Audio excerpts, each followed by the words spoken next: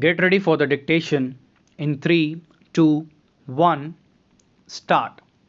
The Defense Production Department, created in 1962, and the Department of Defense Supply, set up in 1965, were merged in 1984 to constitute the Department of Defense Production and Supplies.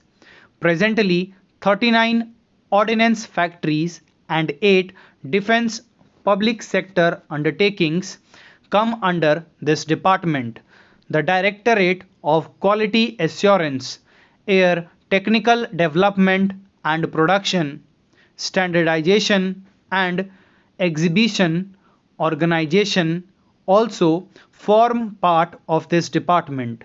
The ordnance factories produce more than 1500 items of arms, ammunition, equipment, and components. Most of these products constitute relatively low to medium technology item. 20% of the input goes to non-defense customers. Due to the very high cost of production, delivery delays, and suspect quality, it has not been possible to meet export targets and sometimes even orders given by the services. Ordnance factories as well as DPSUs need to shed the manufacture of low technology items to the private sector and focus on high tech products. They should also be in a position to take up substantial product improvement themselves and not be dependent on DRDO. In recent years, defense economics and management techniques have made an important contribution to defense planning. A number of techniques such as operational research and system analysis, planning programming, and budgeting system have been developed to make the planning process more systematic and to maximize the benefits obtained from the given amount of resources. Systems analysis can assist in developing rational producers for procurement of new weapons systems. Systems performance at design stage can be evaluated through computer stimulation. Planners all over the world are using computerized wargaming techniques and structure analysis. Prospects exist for a more enlightened approach that can bring together military officers, historians, technologists, and quantitative analysts.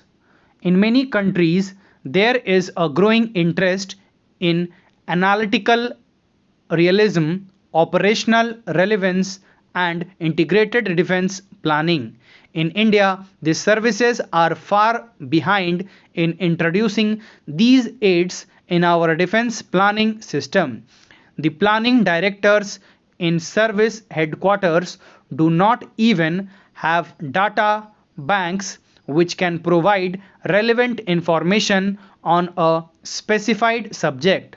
Most of the planners have high combat and command qualifications, but little clue of the modern techniques. There is an urgent need to introduce modern planning aids into our planning system. Defense planners should also learn the basic principles and techniques of economic analysis and not leave it to their finance colleagues. A major lacuna in defense planning and implementation has been lack of financial commitment for the plan period. Financially, the defense plans are treated more as annual plans rather than composite 5-year plan. There is a rush to spend the annual capital budget by the end of the financial year since the amount not spent has to be surrendered. In FY 2004 to 2005, the previous government had proposed to institute a non-lapsable defence modernization fund of rupees 25,000 crore. This was a long awaited reform in the defence finance mechanism and budgeted capital expenditure worth thousands of crores were surrendered year after year. However, the new government being of the view that there are no provisions in the budgetary rules and regulations to carry forward absent fund for 3 years, has done away with his reforms. It needs to be pointed out that a similar procedure was being followed in 1930s and 1940s.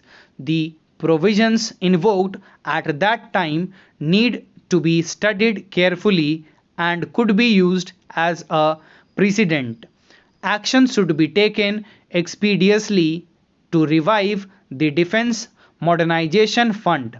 Otherwise, funds earmarked for capital expenditure on an annual basis will continue to lapse, leading to lack of systematic defense preparedness.